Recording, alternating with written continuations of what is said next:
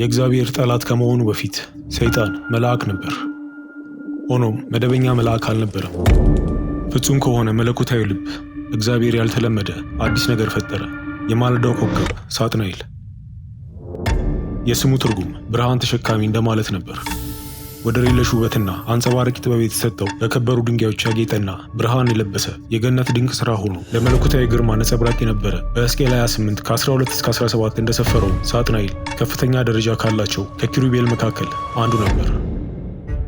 እግዚአብሔር ቅድስናን እንጂ ርኩሰትን አልፈጠረም። ነገር ግን በዚያ ጥሩነት ውስጥ አንድ ነገር መግባት ጀመረ።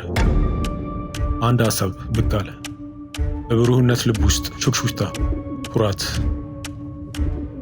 በራሱ ውበት የታወረው ሳጥናኤል የተሰጠውን ክብር ተመልክቶ ምንጩን ዘነጋው። በአንድ ወቅት የፈጣሪውን ብርሃን ያንጸባረቀው መስታወት ትልቁ ስጦታው ውድቀቱ ሆነ። ብርሃን በነበረበት ጨለማ ስር መስደድ ጀመረ። አምልኮ ሊያረከው አልቻለምና መመለክን ተመኘ። እንዲህም አለ፣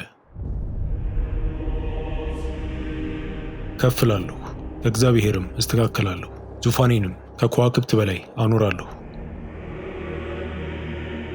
በመንግሥተ ሰማይ መናወጥ የሆነው በዚህ ቅጽበት ነበር። ዙፋኑን ለራሱ በናፈቀበት ቅጽበት ብቻውን አልነበረም። ለምስጋና የተፈጠሩ 1/3 የሚሆኑ መላእክት ከሳጥናኤል ጋር አመፁ። የገነት ሰላም ደፈረሰ። በአጽናፈ ዓለም ውስጥ የመጀመሪያውና ትልቁ ጦርነት ተጀመረ። ግራ አይበላችሁ፣ ይህ በእኩዮች መሃል የተደረገ ውጊያ አልነበረም።